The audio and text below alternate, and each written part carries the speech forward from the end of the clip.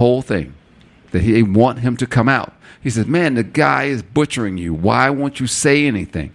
Why won't you get involved? He's getting involved on the back end.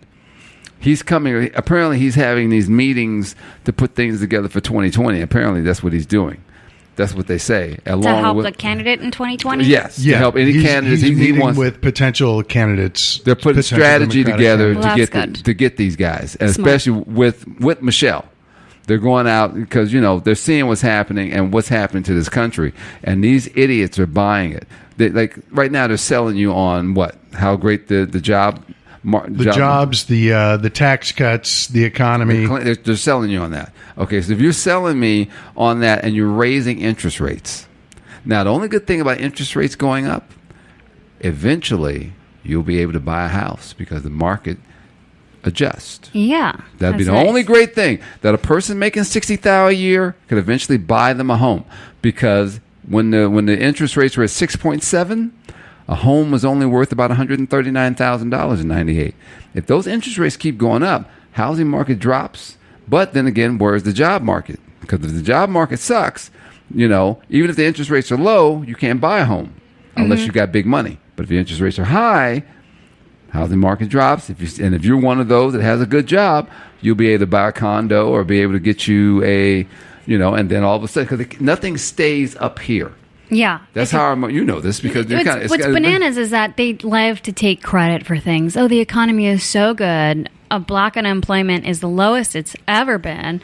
It's called the business cycle, honey. Right. Like, it goes up, it goes down, because that's the boom and bust of human behavior. People there's something called social validation. I'm so bad with official terms, so don't go look it up. But It's this concept that when I see a bunch of people doing something, I'll go do it. And if I see a bunch of people not doing something, I'm not going to do it. There is this excellent example I recently read about kidneys, about kidney transplants. I was just going to say the Macarena, but yeah, go ahead. Well, apparently, if you're number 100 on a kidney transplant list, and someone comes to you and goes, we can give you this new kidney in 2 weeks if you want it, but 99 of the people in front of you on that list said no to this kidney, that person's going to say no to the kidney, right? Mm-hmm. So that kind of happens on a mass scale with people buying things, with people taking out credit cards, people buying homes, people making large purchases. Mm-hmm. If they feel like the economy is going well, then they're going to do stuff, and it kind of all accelerates, and it accelerates until it hits a peak where everybody's in too much credit card debt. People start saving more. People stop buying as much because they're like, okay, I don't care what everybody else is doing. I'm in trouble. And that's when people start seeing each other saving, and poosh, right? And that's the boom and bust. And it happens naturally, just like every 8 years or so. There's always a new asset bubble that pops up every so often as people get excited. There's always something to be excited about. When people are getting rich, like Bitcoin was one, but they say there's other potential bubbles out there. Not sure. Some people are talking real estate bubble again. I believe it, especially the Airbnbs and stuff. So we're going to come down. We're definitely going to crash. But for Trump to take credit for all this economy is absolute bullshit. Not only... it's when it does come crashing down, it'll be Obama's fault again. So absolutely. He pulls Obama's name out, but that's for his base. Anything to be just like Obamacare, that's for his base. I mean, remember? Did you see the thing on 60 Minutes where they had the people who were, we don't want no Obamacare and everything, dude? You're morbidly obese, but don't touch our ACA. Yeah, and the guy says, but you're better off with this. He said, but if you try to go to the other plan, you can't afford it. He said, who do you think is sending in this stuff? We don't want no welfare. Well, you wouldn't eat today if it wasn't for welfare, dumbass. I mean, welfare was made for people to be able to get off their feet, not for you to stay. Mm-hmm. But if there's still no jobs, if there's still no, you got to have assistance. Everybody needs assistance. That's why they kicked Paul Ryan in his ass for what he did, because he went to college because of welfare, because of Social Security, and they got on him because he was talking about cutting things. He got his. Yeah, that's all that matters. Yeah, nobody else needs theirs. I mean, there's something to be argued on the conservative end of Social Security being it's going bankrupt slowly. There's not enough money. So if we make certain cuts now, it can be sustainable in the long run. Right. And 2011, Paul Well, they Ryan, didn't borrow at that money time, from it. If they would quit borrowing money from it, it would be fine. Oh, I agree. But Paul Ryan in the 2011 Paul Ryan, I don't know about today Paul Ryan, but 2011 Paul Ryan was all about fixing that and doing it for the greater good. Now, Right. I don't know about him today. Well, and now and that's the problem with a lot of the institutions currently. It's the Inspector General's report came out earlier this week on the FBI investigation, which did not exonerate Donald Trump as he said it did. It did not prove that there's no collusion. Whatever he said about it is 100% bullshit. But but what he said, and it did not prove that that everything was that the FBI got it wrong. Well, and what I was going to say is, in that case, the Department of Justice has become so politicized by Trump and by the Republicans in Congress who refuse to do anything that I don't even know if we can take the Inspector General's report at what it says. Obviously, Trump is going to misread it and spin it to his advantage. We know that. That's a given. And with Giuliani.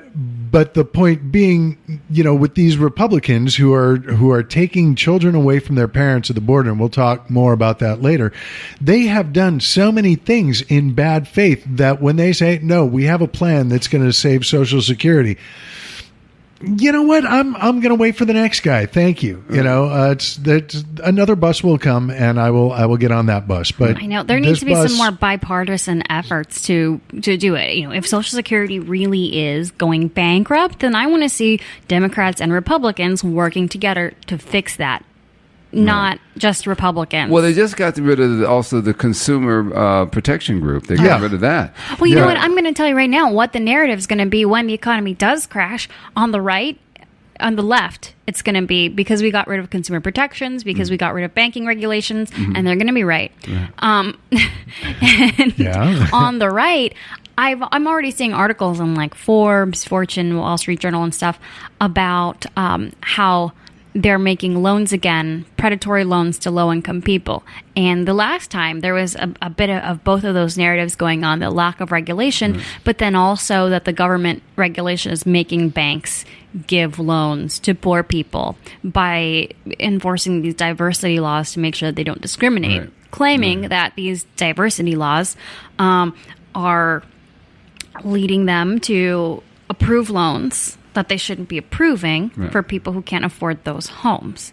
Well, is it true? Is it not true? I mean, who? Prime example, guys. I got into that debate with a guy who said to me, "Well, they should have known better than to take those loans. It's not their fault.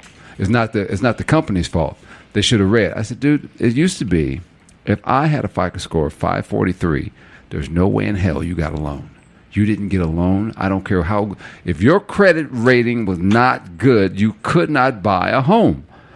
When the housing market boomed and they did with those people, you were giving a person a FICO score of 540. You were giving them a $600,000 loan. The dude was making $9 an hour. You gave him a $600,000 loan. You don't see anything wrong with that?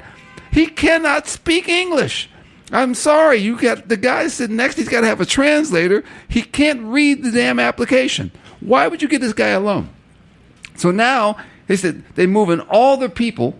The guy, and mind you, it was Hispanics taking advantage of Hispanics.